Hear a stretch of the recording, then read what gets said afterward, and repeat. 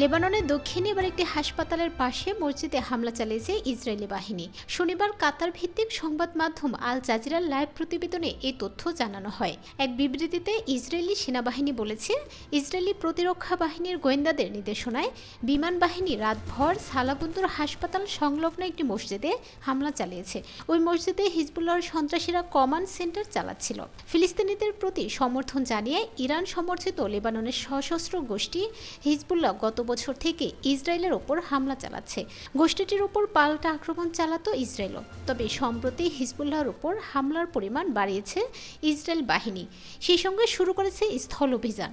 শনিবার লেবাননের স্বাস্থ্য মন্ত্রণালয় জানিয়েছে, এখন পর্যন্ত লেবানন জুড়ে নিহত সংখ্যা 2000 ছাড়িয়েছে। নিহতদের মধ্যে 127 জন শিশু ও 261 জন নারী রয়েছে।